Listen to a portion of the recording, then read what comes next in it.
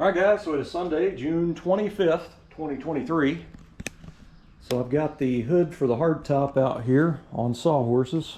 I have some of that, those strips of pipe insulation you get at Lowe's, like this. I've got those on the top of the sawhorses so it doesn't scuff anything. And I didn't undo because they're sticky, I didn't undo the tape stuff covering so they stick. That way I can take them on and off a dozen times, you know what I mean? So I've got it supported here pretty good. I've got my container out here with some Dawn dish soap in it. I've got some 400 grit paper. I washed all my blocks with soap and water and washed the bucket. And I got a new microfiber rag. So I'm getting ready to cut loose wet sanding this, and I think I'm going to try to paint it tomorrow morning. I'm actually going to paint it just right here, and I think I'm going to go ahead and go get the cover out of the shed and cover the four-door back up and leave it set overnight. So that's kind of the plan. So once the top side gets painted, I'll let it set a couple of days, and then at that point I'll be able to turn it upside down and sand and paint the bottom of the hood, which will be like a trim black or satin black color.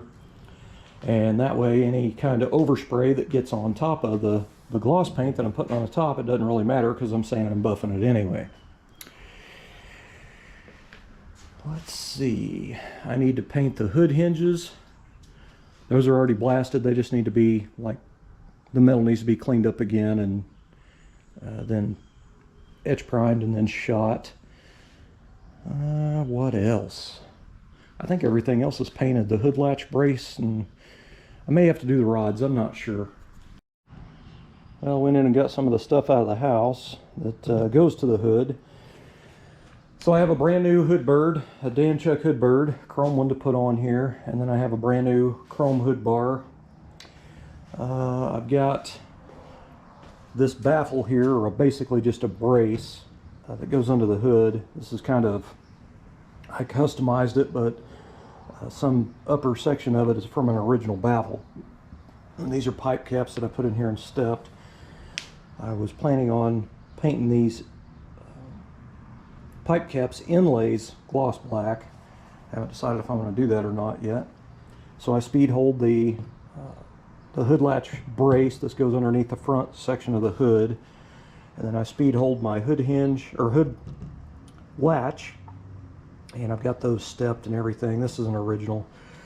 So when I mocked the car up in metal, I needed basically a shim between the hood latch bracket and the hood latch itself.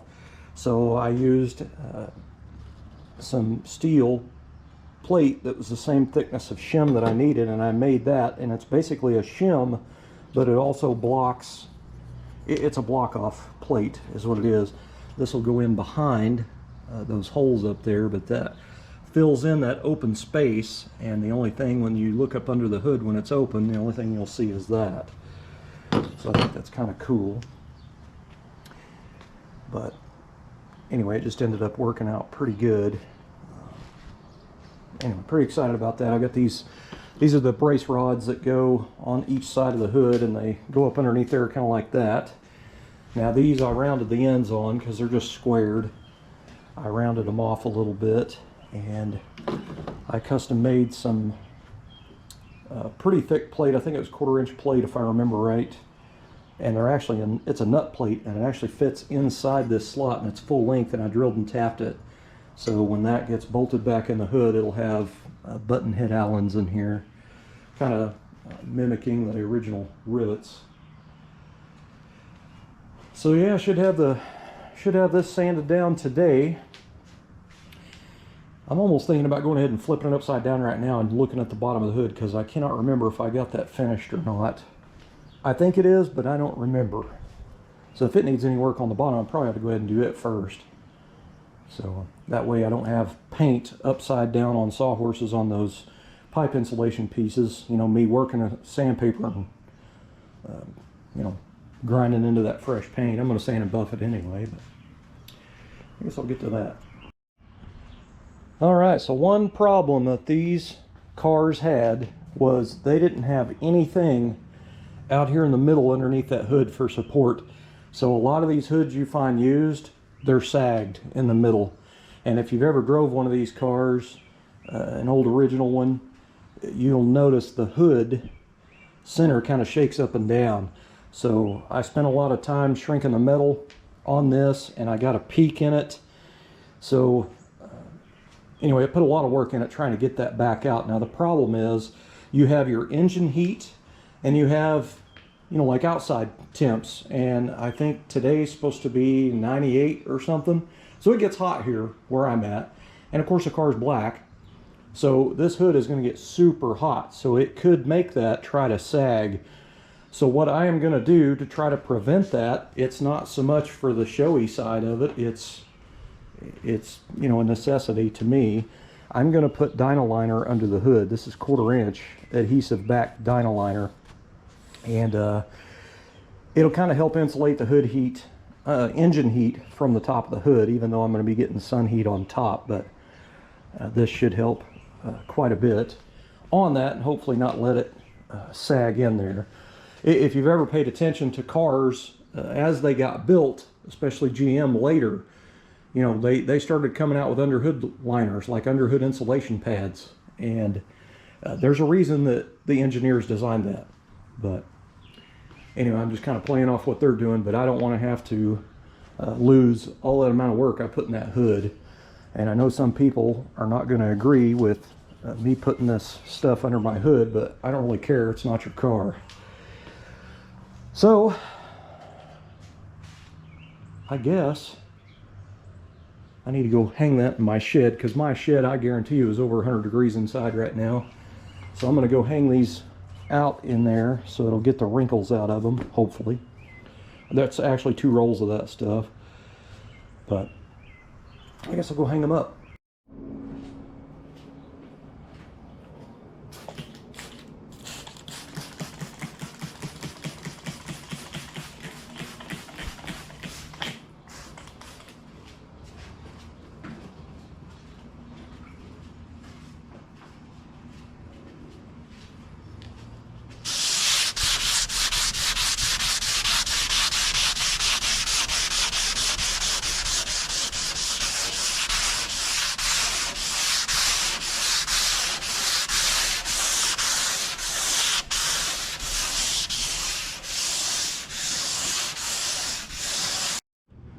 Alright, so this thing is wet sanded and pretty much ready.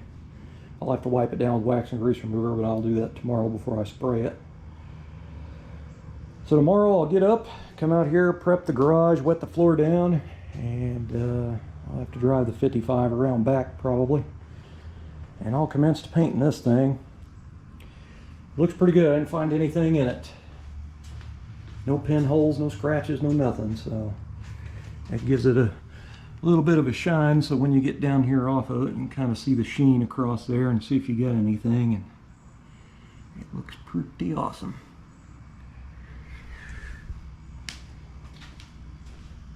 Well, I guess it's garage cleanup time now. Alright guys, today is Monday, June 26, 2023. My dog had a grooming appointment at 9:30 this morning, and it usually takes him about an hour and a half or so to get her done, so I have to drive to another town over to drop her off and then drive back and get her and that type of stuff. So I did not make it to get the hood painted like I wanted to. I wanted to paint it, you know, early in the morning so it's kind of cool, but did not get it done. I was worried that I didn't have any slow reducer for the hot weather. I knew I had medium, but to my surprise, I come over here and got to messing around in all my stuff, and I've actually got probably I don't know, 1/3 of a gallon of slow reducer for that paint. So that's pretty awesome. So I think I'm going to go ahead and paint the hood today and just get it done and get it knocked out. Now I was going to paint the sway bars, which I still have to prep these out. That rear sway bar is hammer tone finish. It's a rough texture, so I'm going to have to sand the crap out of that. It's probably going to have to be primed and then sanded to get it smooth, so I'm going to do that. But I've decided that since I got to do some primering before I can do some painting, then I'm going to go ahead and prep a motorcycle frame that I have that I've been threatening to paint for 10 years probably. So I'm going to do that. Right now, the wife is home for lunch, so I guess I'm going to have some lunchtime with her. Lunchtime. Lunchtime. You ready to eat with me and the dog? I'm ready to eat with you and the dog. Okay, let's do it. Well, all right. So it rained. Today looks pretty good. Today is Wednesday, June 28th, 2023. And I have the 55 outside around beside my house. And I blew the garage out, blew the roof, all the shelving units and everything with my leaf blower about, I don't know, an hour ago. So if anything's going to settle, it's pretty much going to settle.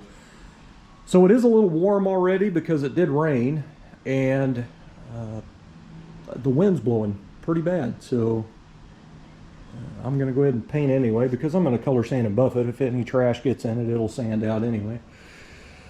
So this thing's prepped and ready, as much as I'm going to do anyway.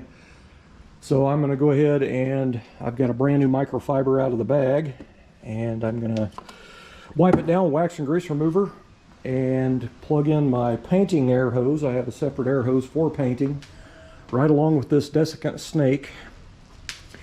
This is the garage painter's best line of defense right there, because garage painters usually don't have plumbed fancy systems with water traps and all that kind of stuff. So that is gonna save me pretty much from having any moisture in my paint. So I'm going to put probably anywhere from 4 to 5 coats on this, but I'm going to let them go for about 30 minutes in between just to make sure I don't have any solvent pop issues. So you do not want to put paint on too soon because you can trap the solvents in the layer underneath, and it will eventually come out in the form of solvent pop. It'd be little tiny little pinhole looking things everywhere, which happened to my hardtop in the beginning. And I had to sand it all down and start over. So I do have slow reducer because it is hot today. I thought I just had medium, but luckily I got to dig it in there and found a slow and a medium. So I got really, really lucky. But that's the plan, guys. Gonna paint the hood today, and probably here in about 15 minutes or so I'll be shooting. Alright guys, today is Thursday, June 29th, 2023, and oh boy do I have a heck of a day scheduled for me. It'll end up being a couple days, but okay, so I'm still working on the hardtop. So the last video you guys saw was, I believe, the power outage, but I got the trunk done on the paneled upholstery's finished. I still need to pull the deck lid off the car, turn it upside down so I can build some upholstery panels to go on the bottom side of the deck lid. Like here's an original over here. This is for my wife's 4-door. But I want to upholster these pieces that go in here, these inserts. I also need to glue the weather stripping on the bottom of the trunk. The 55 glues on. So I need to put the weather stripping on, and there's also a little spot to sand and polish out. So I've got the hood for the hardtop out there in the sun. It's painted. I painted it yesterday morning. It's got 5 full wet coats on it. I came out this morning. I used a red Scotch-Brite on it and just lightly Scotch-Brited it just to kind of help open it up, let it breathe a little bit. And now I'm going to let the sun do the cooking for me. I have all of the flipper parts laid out on the table here. I'm getting ready to start in on these. I still have to sand and polish this piece, and I have to finish polishing this piece. This one I had done, but it had a few little spots I wasn't happy with. A lot of the stuff's pretty much ready, but I'm going to be gluing in the weather stripping pieces, the felt strips, and I got a clamp set to use to put on there. I got this little clamp set at Walmart. I want to say it's like $5 or something. It wasn't very expensive, but I'm going to use these to hold that stripping on there while the glue dries for, I think it's 12 hours on that 3M weather strip adhesive. I don't remember, but anyway, I've got one flipper over here that I started doing the assembly on. Yesterday I riveted on this piece here. Now what I'm using is roll pin punches. I've got a brass punch here that I flattened the end of it back off because it's used. It was all mushroomed out. I flattened the end off of it, and I used a ball bearer and I put a little end in it. And what that does, it basically cradles that rivet head really nice. Then I put the rivets through the bottom of the flipper there, and I used blue masking tape to hold the rivets in place. So it's got a piece of blue tape holding the rivets in, and it's also further cushioning the rivet head from getting, you know, marred up, which I don't think the brass punch is going to do that. But anyway, I've got the little piece put in here, and then I'll use different size roll pin punches and punch that out, and then use a flat punch in the end to finish flattening it off. But I got this piece put on, and it went on without a hitch. These are awesome when you have a second person to hold one end of them. I don't have that luxury. It's like 100 degrees today, so it's going to be hard to find somebody to come over here and sweat their butt off with me. So I ended up using a strap. I already had those J-hooks in the ceiling, but I took a toe strap and I just pretty much adjusted it until now it cradles that, and it's resting on there. So now I can crush my rivets like I need to. But that's like my second helping hand. So just plan on trying to get most of these assembled today and the glue put on, and then that way the glue can set up. And then maybe tomorrow or the day after I can be putting the flippers on the car and get them adjusted. And I mean, it's getting closer, man. It's almost ready. I need to paint a pair of hood hinges, so I'm going to run you guys through some hood hinge repair here to do. But man, I tell you, I'm just about there. I'm just about there.